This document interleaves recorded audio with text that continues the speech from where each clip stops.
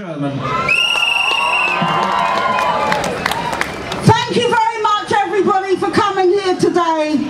I think it's a fantastic turnout, and it's a turnout that we have to build on, because this war has been going on longer than the First World War, longer than the Second World War, and if Barack Obama and David Cameron have their way, it will go on longer than both of those wars combined. Exactly. And this war is not about democracy, it's not about freedom.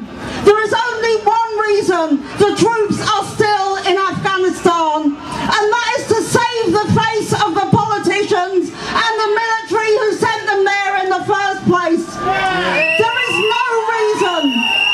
no reason for it to continue. And one of the terrifying things is the Afghan people don't want the troops there. In Britain, a vast majority of people want the troops to withdraw immediately. The same is true in the United States. And yet the politicians ignore public opinion.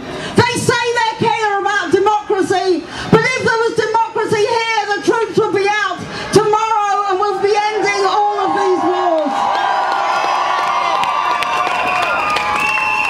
And we have to close this democratic deficit. We have to hold the politicians to account and force them to change their views. And to do so, we have to take to the streets time and time again.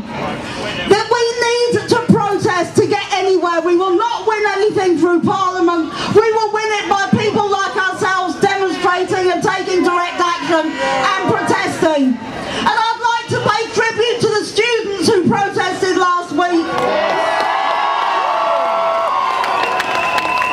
And I understand many of you will be demonstrating next week as well. What you have done is to put on the agenda that we do not need to have these cuts, that they are not inevitable, and I would like to say that that is linked to the question of the war. And when there is a lot of hypocritical talk condemning violence, why should we listen to that from people who've killed 1 million in Iraq and who are increasing the airstrikes in Afghanistan?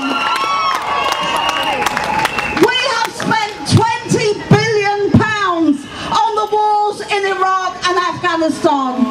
That would pay all student tuition fees for 10 years. Wouldn't that be money better spent? We have spent in this year alone £4.2 billion on the war in Afghanistan. That is 100 times what was being spent on the war in 2003. And yet they tell us we can't look after the pensioners, we can't look after the homeless, we can't look after the sick and the poorest people. What kind of society brings us war but won't bring us welfare? So we say cut the war, not welfare, keep on demonstrating, keep on protesting, and eventually we will hold our government and all the governments to account. Thank you very much.